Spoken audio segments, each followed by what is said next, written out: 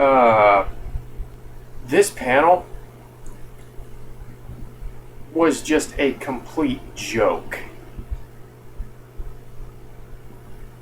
No, seriously, that's what it was. It's like Zack Snyder and the guys over at Warner Brothers deliberately played some kind of sick prank on the legions of fans who are waiting for this movie to happen. Is it more pitiful than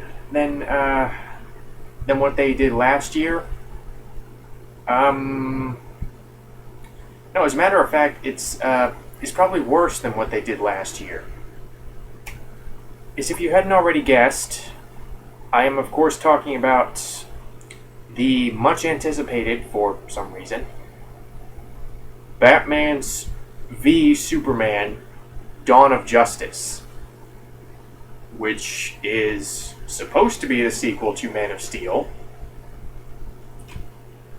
But, Zack Snyder and the guys over at Warner Brothers decided to forego any semblance of a Superman film series in favor of just trying to copy Marvel, trying to rapidly catch up with Marvel,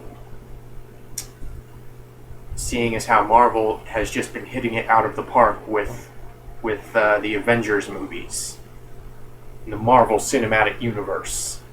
Now, last year, if you don't remember, they actually first announced that the sequel to Man of Steel was going to be a crossover with Batman, with a newly established Batman, because Christian Bale Batman, that's its own standalone trilogy, and thank God. Now, I don't mean to go into this with a bad attitude, but in all honesty, even you have to admit that last year and this year, Warner Brothers, Zack Snyder, and the people behind these movies could have brought something of more substance to the table than they did. Because last year, what did they do? They announced the crossover movie, and they had a logo. Okay, well, in case you don't know, a Justice League movie has been on and off the table for years. A crossover movie with Batman and Superman has been rumored for, at this point, a decade or two. Okay, so this is not exactly new, and the logo, any guy in Photoshop can make a logo, guys. Okay, take the Man of Steel logo and take the Batman logo from Dark Knight Returns, which they are apparently drawing huge inspiration from, and then mash them together, and there you go, you have the logo for this new movie. But yeah, last year was just pathetic. Although at least they gave us something last year. Here they gave us nothing. Nothing of any substance whatsoever. Last year it was the big announcement. It was the announcement of, the Man of Steel sequel is going to be a crossover with Batman, with the new Batman. Ill-advised as that may have been, considering Superman had only gotten one movie, and it was a very divisive movie by himself. Batman had only just finished going through his own thing the year before, in 2012, with The Dark Knight Rises. So it seemed really too soon for a crossover film, but at least it gave us something in regards to what the general premise was going to be, and what they were going to presumably draw inspiration from. Again, Frank Miller, Dark Knight Returns. Batman and Superman were going to fight. Here, they showed us absolutely nothing that we haven't seen before. I mean, they showed a picture of Gal Gadot in the Wonder Woman costume, which the costume itself, think Wonder Woman's costume from Injustice: Gods Among Us, but with the colors just completely muted and looking very, very joyless. Doing the same thing that they did with the Superman suit in Man of Steel, where they've just darkened it up. They've muted a lot of the colors. It just looks very depressing. And Gal Gadot, for as much talk as there was about her supposedly beefing up for the role of Wonder Woman in response to the numerous accounts of criticism, she still looks almost as small as she did when she was first announced as Wonder Woman. I mean, even the picture, they couldn't even make her look big in the picture. She looked slightly bigger. If that, maybe that was just my mind playing tricks on me, wanting Wonder Woman, this version of Wonder Woman, to be bigger. And for those naysayers out there, I have absolutely no problem with Ben Affleck as Batman, okay? It's just the whole idea of Batman being rebooted this early. I have a problem with. I have a problem with him showing up in this movie instead of actually doing his own instead of actually getting his own movie, which, yeah, they have promised that he will get his own movie in, 2019? But, in addition to the Wonder Woman picture, they showed a very short teaser for what has been marketed from the beginning, what has been rumored and marketed from the beginning, which was the concept of Batman and Superman fighting. Instead of actually showing us any kind of valuable story bits, instead of actually showing us what they're going up against, showing us why Batman is here in the first place in what is supposed to be a Superman sequel, instead of actually instilling confidence in the audience, it's just exactly what you thought it was going to be, which is Batman and Superman fighting for no reason, without any context. Now, I understand that there's only so much information that you can get across in a teaser trailer, but this teaser trailer, again, showed us nothing that we haven't seen before. All it really showed us is Henry Cavill and Ben Affleck as Batman just getting ready to go at it. I mean, aside from the obviously expensive effects, really that's nothing that one could not do for just on YouTube. I mean, honestly, I've seen fan-made trailers that looked pretty good for as little money as they had. So yeah, the teaser wasn't very substantial. It did not show us anything new. It did not show us Jesse Eisenberg as this quote-unquote reimagined version of Lex Luthor. And if that wasn't insulting enough, Zack Snyder himself took the stage. He was saying, filming is going great. Everything is coming together so nicely. And then you think he might actually do some. You think they might have actually learned something from last year, because he brought, for a surprise visit to Comic-Con, he brought the three actors that he has gotten to play. He's getting to play the main trilogy of the main trinity of DC superheroes. Excuse me. I mean, on stage walked Ben Affleck, Henry Cavill, and quote-unquote our Wonder Woman, Gal Gadot.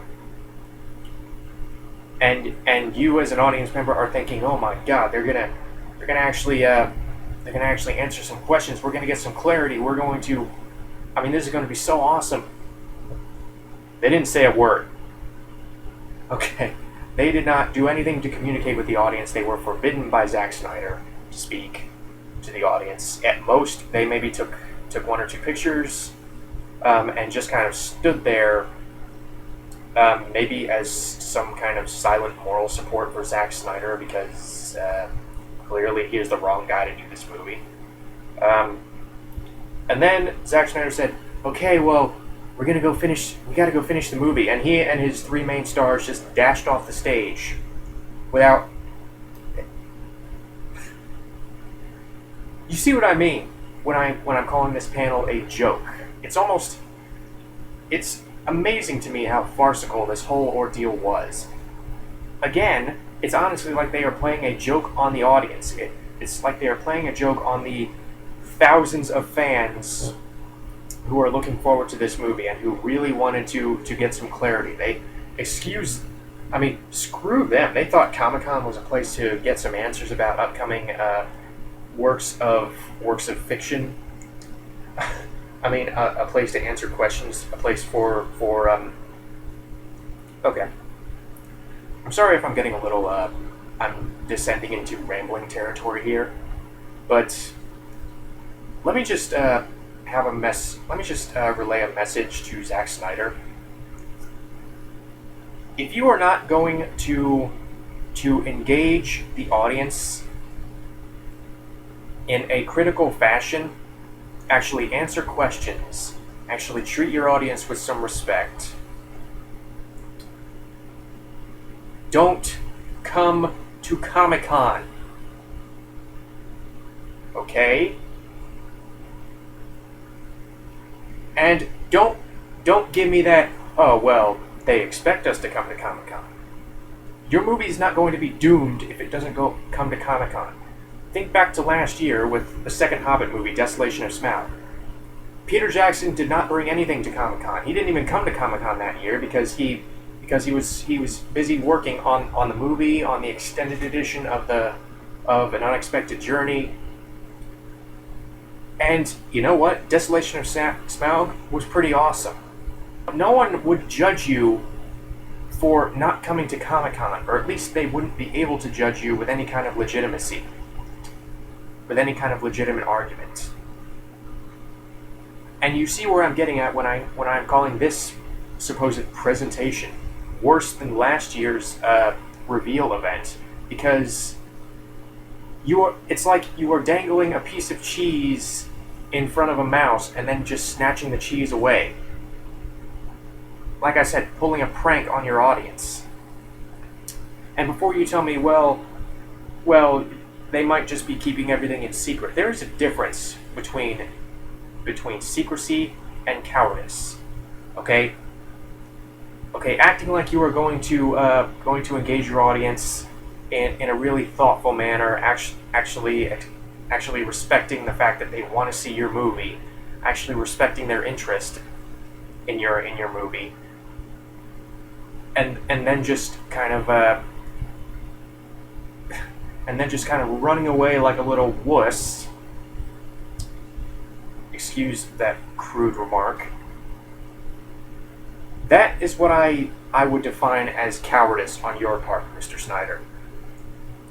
To have your principal actors in the room with the fans and then all of a sudden just snatch them away like they're your puppets, instead of actually allowing them to converse with the audience, trusting them to not reveal anything important.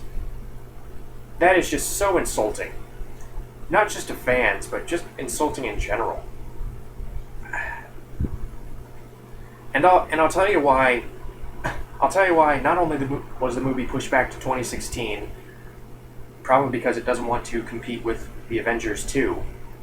But I'll tell you why they didn't show much. It's because they don't have much. Again, completely contradicting the point of Comic-Con in the first place. Comic-Con is supposed to be this place where you show your audience what you have so far, and then if their reaction is any indication, you can maybe iron out some kinks. Maybe you can kind of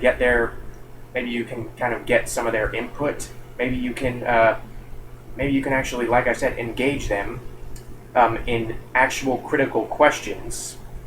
I mean, yeah, you take the praise, sure, but you actually handle the more critical questions with some degree of professionalism, and I think that is what was missing here. There was no attempt at professionalism here. It was just Zack Snyder once again teasing his audience, and then just completely denying them any substantive revelations. I mean, he has stated time and time again that, oh, this is his vision, his interpretation of the DC universe, of these characters. Well, first of all, I'm usually all for letting a particular filmmaker go about with their interpretation. I mean, there are some people, a lot of people in fact, who dislike Christopher Nolan's Dark Knight trilogy because it's very different from any Batman seen before, or at least in terms of style, in terms of atmosphere, it's different. But here's the thing. You are still keeping with the core of those characters. You are still... Those movies were well written on their own. Man of Steel, and probably what is going to amount to probably what everything is going to amount to in the supposed Dawn of Justice movie. Every decision you have made up to this point shows that you are just going with some completely unexpected casting decision that, yeah, is going to garner you some attention, but really sit down and think about it. Is that really the kind of attention that you want? I mean, if you were trying to re-envision Lex Luthor, this is actually a point that I've heard brought up by other people on the internet. If you were trying to re-envision Superman, if you were trying to re-envision Batman, Wonder Woman, Lex Luthor, all these characters, then you run the risk of completely alienating your fan base. Your fan base came here to see Lex Luthor, not some kid who you are calling Lex Luthor, okay? These characters have been around for decades. And yeah, they have changed over the years, but the core of their characters is still intact. I mean, Lex Luthor is still Lex Luthor. Superman is still Superman. Batman is still Batman. So on and so forth. I mean, no matter what evolutions they go through, they still resemble the characters. Now, you are going with someone like Gal Gadot as Wonder Woman, who is just skinny as a twig. She'll probably snap like a twig, too. You cast Jesse Eisenberg as Lex Luthor. Again, what about Jesse Eisenberg made you say, yes, he is the one. He is the criminal mastermind. He is one of the most devious men in comic book history. Jesse Eisenberg. Talented actor, sure, but not Lex Luthor, okay? One point that may be brought up in defense of this movie is the fact that they got Chris Terrio, I believe that's his name, to write the script, not only for Dawn of Justice, but they are also trying to get him to write for Justice League. Now, ordinarily, I would say, well, as long as David S. Goyer keeps his misogynistic mitts off of these characters, then I'm all for it. But on the other hand, this guy, he's only written a few movies, some of which are short films, okay? And the only big major motion picture that he has written thus far in his career is Argo. Okay, I don't think he has ever written a movie of this scale before. He's never written a comic book movie. So you're taking this otherwise talented writer and just putting him completely out of his element. I market myself as a DC Comics fan, a fan of the DC Comics characters over the Marvel characters, but I have to admit, Marvel is just handling their characters with so much more tact than DC is, than Warner Brothers is with the DC characters. I was just very offended by this panel. More offended than last year, like I said. Like everyone, I hope the final product is good. And what I'm doing right now,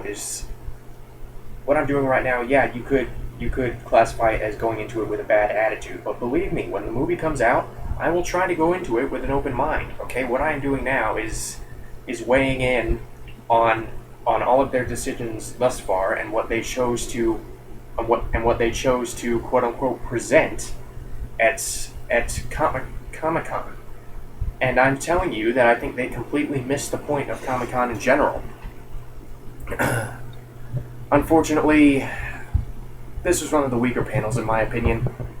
I'm sorry. Okay, I'm genuinely sorry that I do not share whatever high opinion you may have of this movie and of these people. Okay, I'm sorry I didn't like Man of Steel. I'm officially apologizing. I'm sorry. I was really hoping, you may not guess it from my reaction, but I was really hoping that things would be different this year for Batman v Superman Dawn of Justice. But I just don't care at this point. I'm so tired of this movie already, and I haven't even seen it. I really gotta cleanse the palate. I gotta watch the version of Justice League that Bruce Timm and Dwayne McDuffie did.